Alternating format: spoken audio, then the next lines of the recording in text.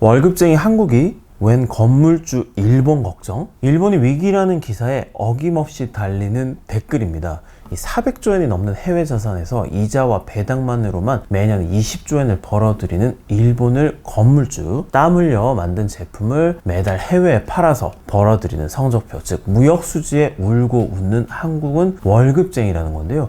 굉장히 재밌고 적절한 비유라고 생각합니다. 그런데 월급쟁이는 건물주 걱정하면 안 되나요? 대기업 다니는 월급쟁이가 어마어마한 빌딩을 갖고는 있지만 유지 보수료를 감당하는데 허덕이는 건물주를 걱정할 수도 있는 거잖아요. 2010년 이전까지 일본이 넘사벽 경제대국이었던 건 초일류 대기업에 다니는 건물주였기 때문입니다. 많을 때는 연간 10조 엔이 넘는 무역 흑자를 내는 것도 모자라 매년 20조 엔씩을 이자와 배당으로 버는 나라, 어떻게 뛰어넘겠습니까? 무역 흑자와 이자 배당 소득으로 매년 20조 엔씩을 버니까 400조 엔에 달하는 대외자산, 즉 건물을 세계 최대 규모로 늘릴 수가 있었죠. 세상에서 제일 쓸데없는 걱정이 연예인과 일본 걱정이라는 말이 나올만 했습니다. 그런데 지난 4월 21일 도쿄 나우를 통해 무역 흑자와 이자 배당 수입이라는 일본 경제의 두 가지 기둥 가운데 무역 흑자가 무너졌다고 설명을 드렸잖아요. 일본의 지난해 무역 서비스 수지는 2조 5,615억 엔 적자였고요. 올해도 지난달까지 12개월 연속 적자를 이어가고 있습니다. 2010년 이후 엔화 가치 급등을 피해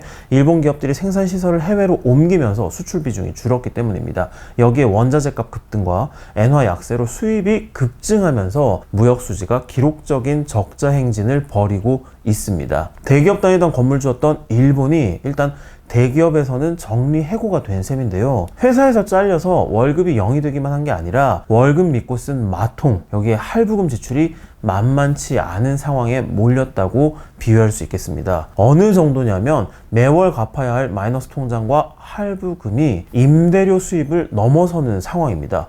무역수지와 배당 이자 소득을 합친 국가의 가계부를 경상수지라고 부른다고 설명드렸는데요. 대기업 다니던 건물주 시절 일본의 경상수지는 당연히 매년 막대한 흑자였습니다. 일본은 1980년 이후 41년째 경상수지 흑자를 이어가고 있습니다. 하지만 무역 적자가 배당 이자 소득을 넘어서는 수준으로 불어나면서 올해 일본의 경상수지가 42년 만에 적자를 나타낼 가능성이 커졌다는 게 지난 4월 21일 도쿄 나우에서 드린 설명이었습니다. 아오키 다이주 UBS 증권 최고 투자 책임자는 일본이 앞으로 10년 이내에 만성 경상 적자 국가가 될 것이라고까지 예상을 했었죠. 경상 적자, 즉 임대료로 할부금도 못 갚는 상황이 이어지면 어떻게 해야 할까요? 건물을 팔아야죠. 일본이 자랑하는 30년 연속 세계 1위 규모의 대외 자산이 흔들리는 겁니다. 2020년 말 일본의 순 대외 자산은 357조 엔으로 2019년보다 약 50조 엔 감소했습니다.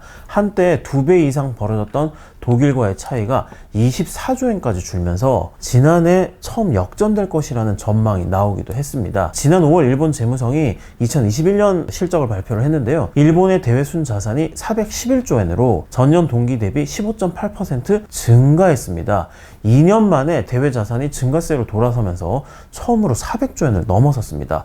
역전될 것이라던 2위 독일과의 격차도 다시 100조 엔 가까이 벌어졌습니다. 31년 연속 세계 최대 대외 순자산 보유국의 지위도 유지했고요. 이렇게 보면 역시 일본은 끄떡없네 라고 생각하실 수 있는데요. 사실 일본의 대외 자산 증가는 엔저로 인한 착시 효과입니다. 작년 말 달러당 엔화 가치는 115.12엔으로 1년 동안 10엔 이상 떨어졌습니다. 엔저로 인한 평가 이익이 82조 엔에 달했습니다. 지난해 대외자산 증가 규모가 54조 엔이었으니까 엔저로 인한 평가 이익 부분을 빼면 사실상 일본의 대외자산은 2년 연속 감소했다는 추정이 가능합니다. 일본은 해외자산의 70% 이상을 외화로 보유하고 있기 때문에 엔화 가치가 떨어질수록 보유 금액이 늘어나 보입니다. 경상수지 적자가 이어지면서 대외자산이 줄어드는 추세에는 변화가 없다는 얘긴데요. 이에 따라 일본 경제도 국제수지 발전 단계설의 숙명을 피할 수 없게 됐다는 분석이 커지고 있습니다. 국제수지 발전 단계설이란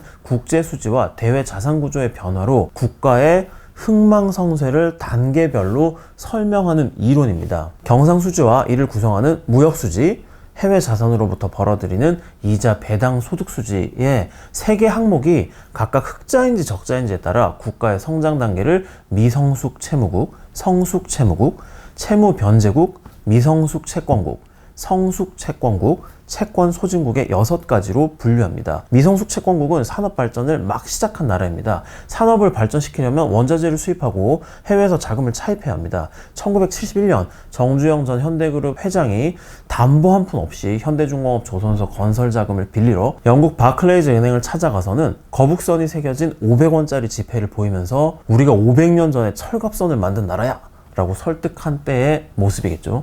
이때는 무역 수지는 물론 빌린 자금의 이자를 지급하느라 소득 수지까지 모두 적자가 됩니다. 성숙 채무국은 산업이 발전하고 수출 경쟁력이 향상돼서 무역 수지가 흑자로 전환한 단계입니다. 다만 경상 수지는 적자가 계속됩니다. 막대한 해외 차입에 따른 이자 지불 금액이 무역 흑자를 웃돌기 때문입니다. 채무 변제국은 산업이 한층 성장해서 무역 흑자가 소득 수지 적자를 웃도는 단계입니다. 경상 수지가 흑자로 돌아서면서 대외 채무 상환이 가능해집니다. 자본 수출국이 되는 겁니다.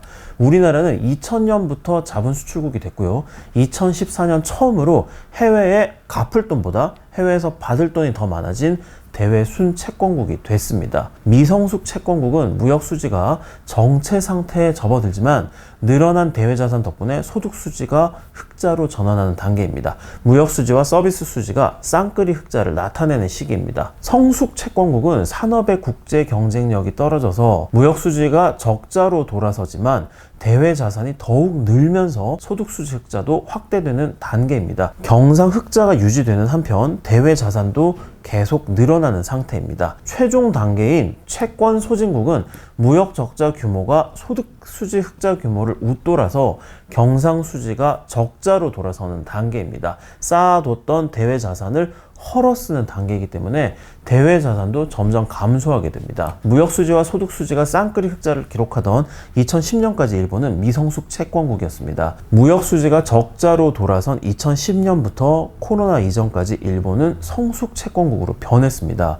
해외에서 벌어들이는 이자와 배당으로 무역 적자를 메워서 경상흑자를 유지하는 국가가 됐죠. 코로나 확산 이후 일본은 엔화 가치 급락에 따른 무역 적자 확대로 채권 소진국의 경계에 들어섰다는 분석입니다. 여전히 세계 최대 건물주지만 건물 유지보수 비용을 감당하지 못해서 건물을 팔기 시작해야 하는 단계가 된 겁니다. 불과 10여 년 남짓한 기간 동안 나라 경제가 발전 단계설에 2단계를 건너뛰면서 급격히 늙어버린 결과입니다. 물론 일본 기업들의 기초 기술 경쟁력이 여전히 탄탄한 데다 시장과 환율의 변화에 따라서 무역 적자가 해소될 수도 있습니다. 하지만 일본이 진짜로 걱정하는 건 선진국에 비해 뒤처져 버린 산업 구조 때문에 경제의 노화가 계속될 수밖에 없다는 점입니다. 유가와 에너지 가격이 떨어지고 엔화 가치가 오른다고 해서 예전의 영광을 되찾기 쉽지 않다는 거죠. 이런 일본이 부러워하는 나라가 바로 독일입니다. 독일은 일본과 같은 제조 강국이면서요, 인구 감소의 충격도 덜하고